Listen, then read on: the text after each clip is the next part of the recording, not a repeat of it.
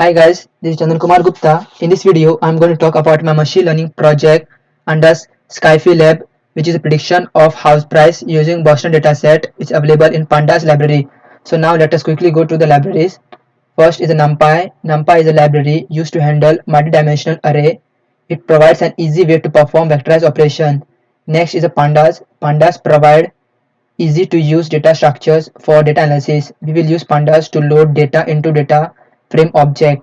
Next is a matplotlib is a Python 2D plotting library used to plot graph.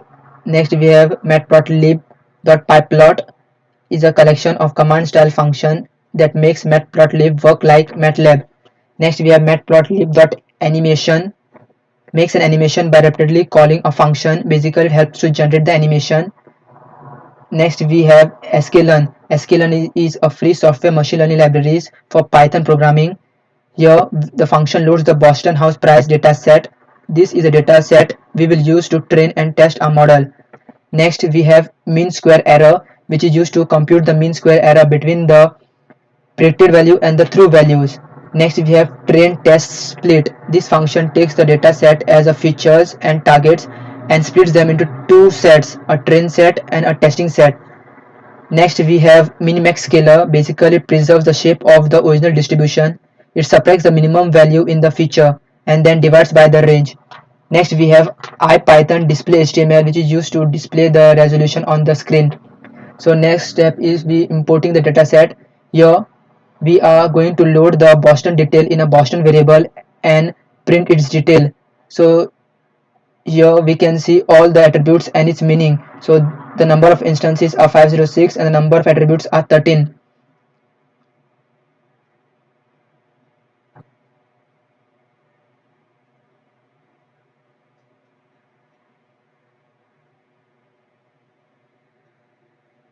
Here we create a data frame which contains all the features and the train values. Here we print the values of the age feature. Here next we are going to extract the target vector and place it in a data frame named target. These target values are expected outcomes, and based on the closeness the model is going to predict the values. So we can print the maximum of the target and the minimum of the target. Next we are going to concat both the data frames into the single data frame named df. Here x is equal to 1 help us to concat column values so that the target vector lies on the right hand side. So we see the target vector lies on the right hand side. Here we just round up to 2 decimal places.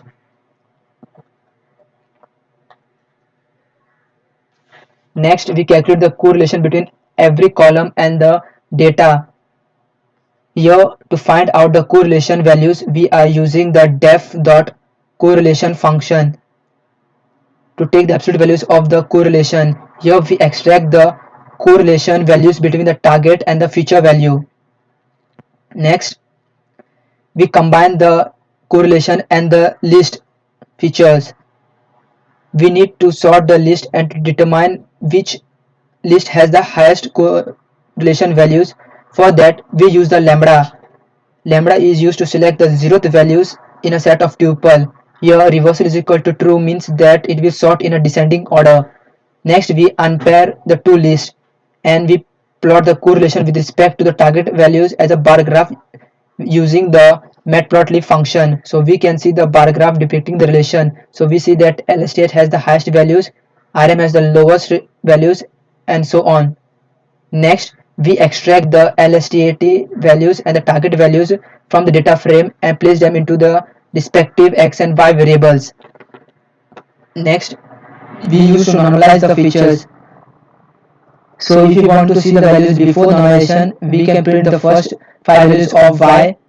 Similarly, if you want, similarly we use the minmax scaler, which is used to normalize the features. Here x is equal to x colon comma minus 1 indicates that it removes the extra dimensions. Next, if you want to see the values after normalization, we can print the first 5 values of y. So we can see the difference between the values before normalization and after normalization.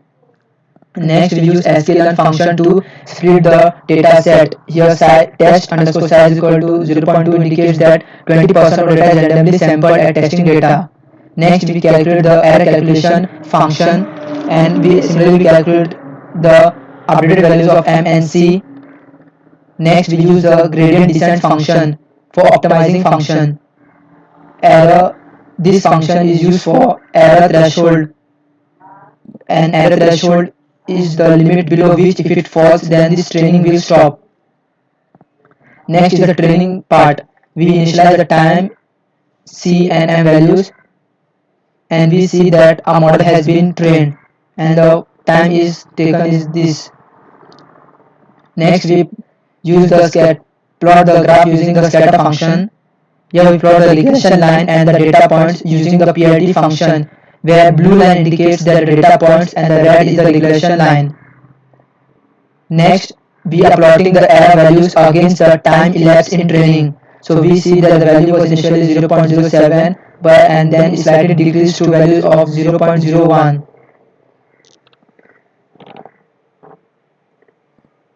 Here we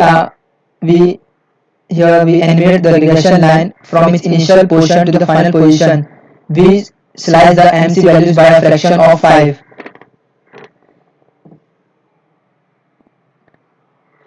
This function is used for initializing the animation window and the animation line. Init function are required by the func animation object. The update frame function updates for func animation object. Here m underscore c values animation is extracting the m and c values for a frame number. Here minus 0.5 and 1.5 are arbitrarily chosen. Next, we pass the func animation constructor as a parameter and we print using the HTML. So we see the graph.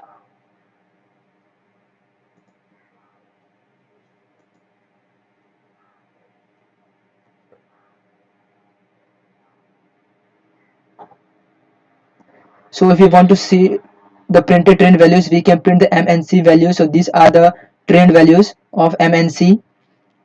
Next, we calculate the precision on the test set using the line equation.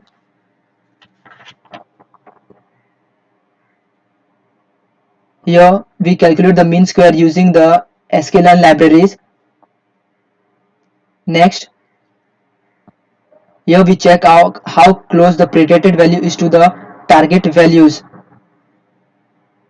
So these are the target values and these are the predicted values. Next, we plot the scattered function. The lines in the blue are the function scattered and red line indicates the predicted functions.